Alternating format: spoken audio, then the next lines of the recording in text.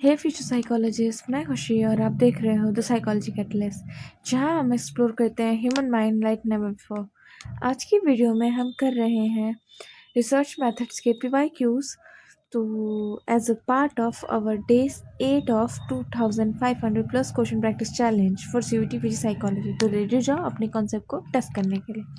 Let's begin with our first question. The performance of each examinee is interpreted in reference to a relevance standardization sample. So, norm referent जो test होते हैं ऐसे test होते हैं जिसमें individual के score को किसी बड़े स्टैंडर्डाइज समूह जैसे या फिर नॉर्म ग्रुप से कंपेयर किया जाता है। The idea is how this individual compare to others.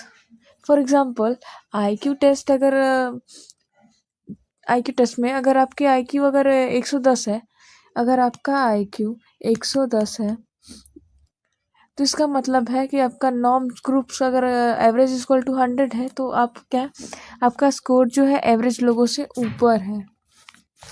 सो इसका करेक्ट आंसर है option D, norm referenced test. Next question is hypothesis is different from theories as. Theory क्या होती है? वो बोर्ड ऑर्गेनाइज फ्रेमवर्क जो कई कॉन्सेप्ट और फाइंडिंग्स को एक्सपेल करती है। वही हाइपोथेसिस क्या होती है? वो जो स्पेसिफिक टेस्टेबल प्रेडिक्शन होती है जो थ्योरी से निकलती है। क्योंकि जो थ्योरीज एक बड़ा ढांचा होती है और हाइपोथेसिस जो होती है वो छोटी टेस्टेबल यूनिट होती है। सो इसका करेक्ट आंसर है option D, theories are generally are broader than hypothesis. Example, जो अगर थ्योरी का एग्जाम्पल है तो सोशल लर्निंग थ्योरी में people learn behaviour by observing others. वही हाइपोथेसिस में children who watch violent movies show more aggression. Now we move to our next question. Question number 28. Our theory of knowledge concern itself with question about the knowledge is and how it may be validly achieved. So correct answer is epistemology। वो branch जो study करती है knowledge क्या है, knowledge कैसे प्राप्त होगी, valid knowledge क्या है। तो करेक्ट आंसर तो हमारा ऑप्शन ए है। अब इसके बारे में थोड़ा जान लेते हैं। जिस एग्जांपल के लिए साइंटिफिक नॉलेज वर्सेस जो पर्सनल बिलीफ्स हैं वो क्या होती है? एपिस्टेमोलॉजी है, इन्हें डिफ्रेंशिएट करती है। वही जो हमारी ऑन्टोलॉजी है वो हमारी स्टडी ऑफ एग्जिस्टेंस है, एग्जिस्टेंस। एपिडेमियोलॉजी है जो हमारा वो है हमारा डिजीजेस पैटर्न है। वही मेथडोलॉजी है वो रिसर्च मेथड, ये रिसर्च से एसोसिएटेड है। Next, involve a research participant fill out the questionnaire. इसका करेक्ट आंसर होगा सेल्फ रिपोर्ट। जो सेल्फ रिपोर्ट मेथड में पार्टिसिपेंट क्वेश्चनर या सर्वे फिल करते हैं, इन्फॉर्मेशन डायरेक्टली आप उस व्यक्ति के पर्सपेक्टिव से मिलती है। For example, on a scale 1 to 5 how happy are you. तो जो पार्टिसिपेंट है वो अपना पर्सपेक्टिव बताता है। Next question is question number 30। The degree to which findings can be applied to other people, situation or event. So इसका correct answer है option B, generalisability. Generalisability का मतलब है आपके research result other people, setting, situation पर भी लागू हो सकते हैं या नहीं। फॉर एग्जाम्पल, अगर आप स्टडी कर रहे हो, सिर्फ कॉलेज स्टूडेंट पे की स्टडी कर रहे हो तो रिजल्ट पूरी कंट्री पे लागू हो सकता है, यही जनरलाइजेबिलिटी है। वही अगर आप कॉलेज गोइंग स्टूडेंट पे कर रहे हो तो अब ये जनरलाइज तो नहीं हो सकता। अगर हम लोग इसको क्या कर सकते हैं, सिर्फ कॉलेज गोइंग स्टूडेंट पे ही कर सकते हैं, जनरलाइज कर सकते हैं। नेक्स्ट क्वेश्चन की तरफ मूव करते हैं एंड हमारा next question, 31st is a probability type of sampling techniques. So इसका करेक्ट आंसर है option A, stratified random sampling techniques. Population को सब ग्रुप से स्ट्रेटा है में डिवाइड किया जाता है, फिर जो एवरी स्ट्रेटम से रैंडमली सैम्पलिंग की जाती है।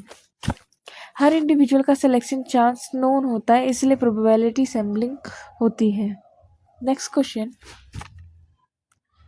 इसका अगर हम इसको एग्जाम्पल से समझे तो पॉपुलेशन में 60% फीमेल्स और 40% मेल्स सैंपल भी इसी प्रोपोर्शन में सेलेक्ट किया जाता है।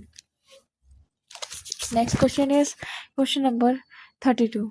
Social behavior and thoughts are influenced in certain ways by factors called.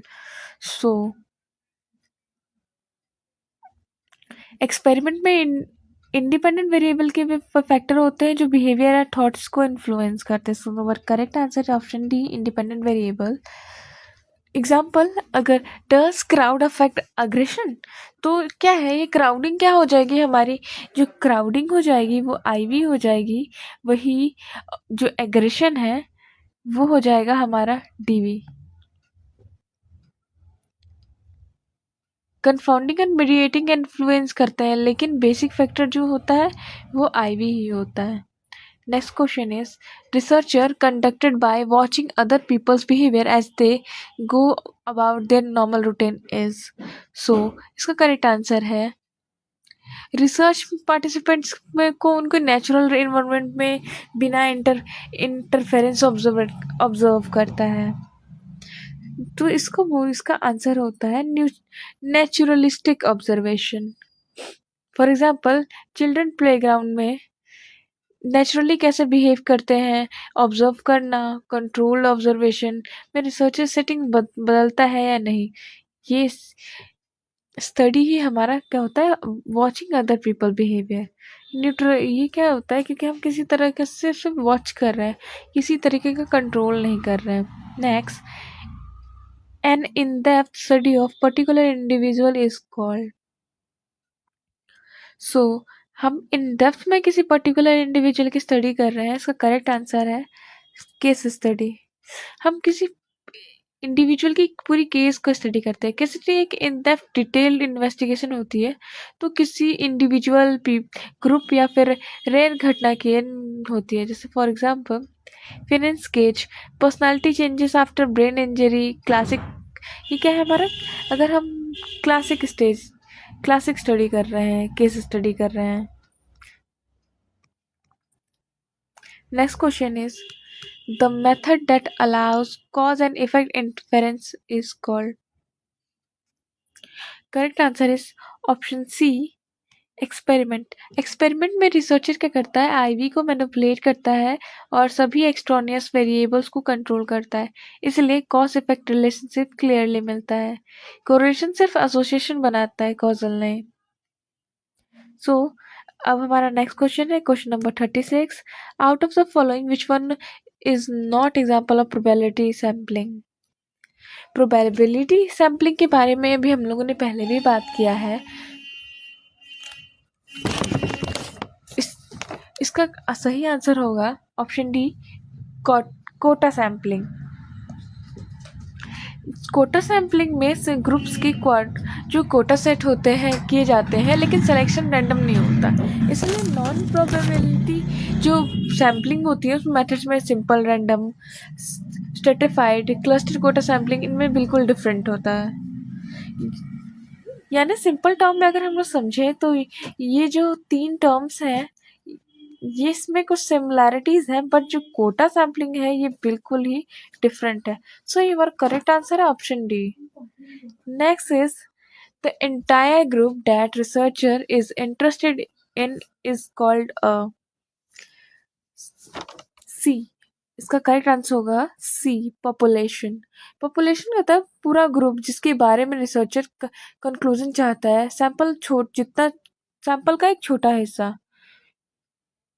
For example, जितने भी CUET PG साइकोलॉजी के अप्लीकेंट्स हैं वो क्या है, वो होल पॉपुलेशन है, वहीं पे जो 100 100 सेलेक्टेड जो है पार्टिसिपेंट्स वो होते हैं samples.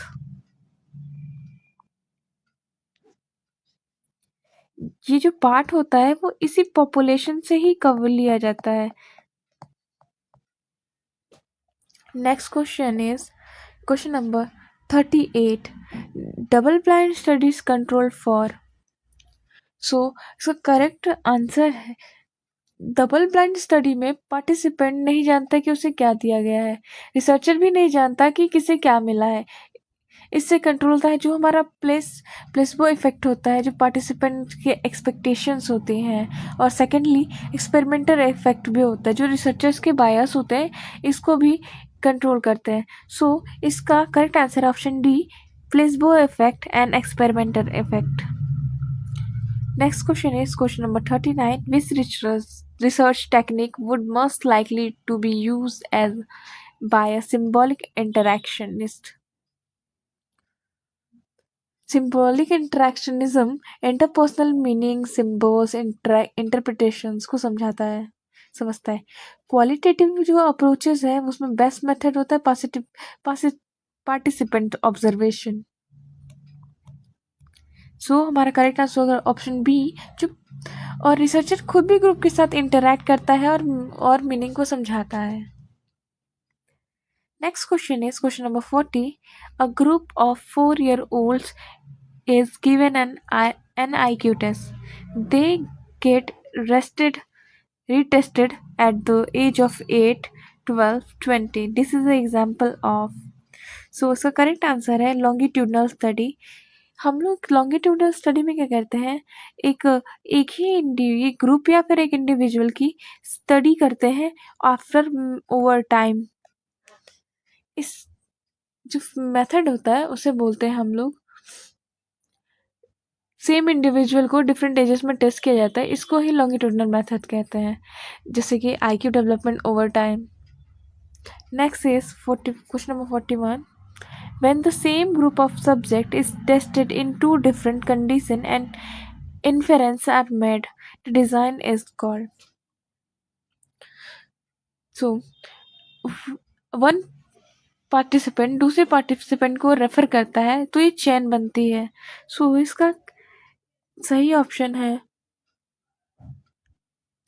Same option with in group. Same participant या दो अधिक कंडीशंस में पार्ट लेते हैं, वो रिपीटेड मेजर या विद इन ग्रुप में वो काम करते हैं सेटिंग्स में। इसके एडवांटेजेस भी हैं।